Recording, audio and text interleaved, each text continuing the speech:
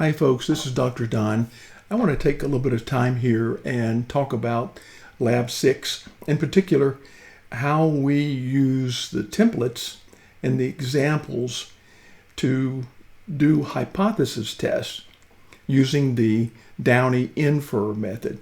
And we're using that process, and you should be recognizing now the similarities to the steps that we use in the Lab 5 difference of means test, the independent samples test, and now we're in Lab 6, and we've got two different types of tests that we want you to run, still using the same steps that we use in Lab 5. And then you'll see these steps again in Lab 7 and then your personal data project in Lab 8. But let's look at Lab 6 here for a second. And I'm on the remix page, and you remember I like to have my window set up so I can move pretty quickly back and forth between the Rehearse webpage 1, Rehearse 2 webpage, and then the Remix. Then, of course, I've got my Posit Cloud workspace set up, and I've got the Remix work page there open. I like to use the visual mode so that it looks more, and it is more readable, and I suggest you learn to use that and how you can go back and forth if you need to drill down into the code a little more. You can use the source view. This is what we've got to do here. We covered two primary types of analysis, hypothesis test in Lab 6. The ANOVA, the analysis of variance, and that's where we're testing, looking for differences in multiple means, more than two groups. And that's what the ANOVA does. The other was the paired samples example, and there we're just looking at two means, but they're of dependent samples, and we talked about that a bit in the rehearse there.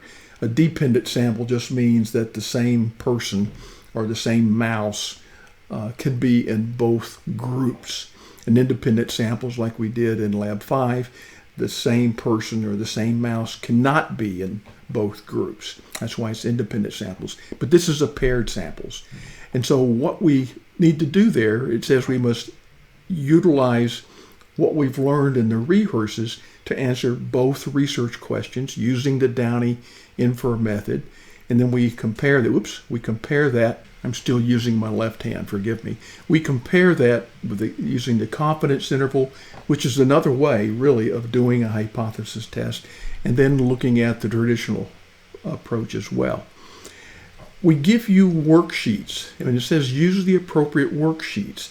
And if you look down there, let me expand this so you can see a little better. We've got a paired samples worksheet. I think I should use that on the paired samples question. And then we've got an ANOVA worksheet.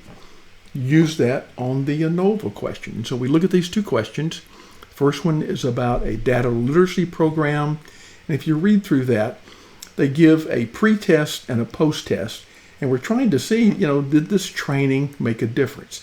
And since the same employees are in the pre-test and the post-test, this is a paired samples problem. So we should use the paired samples worksheet. Research question 2, we're looking at salaries of HR manager positions. And we've got data from 6, I think that's a typo, it should say 5, but there's more than 2 regions. And we'll know exactly how many regions when we look at the data there.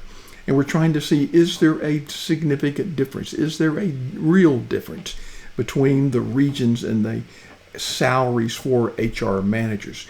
So in that one, we would use the ANOVA worksheet. And we're told we'll use the HR salary.csv data file for the ANOVA.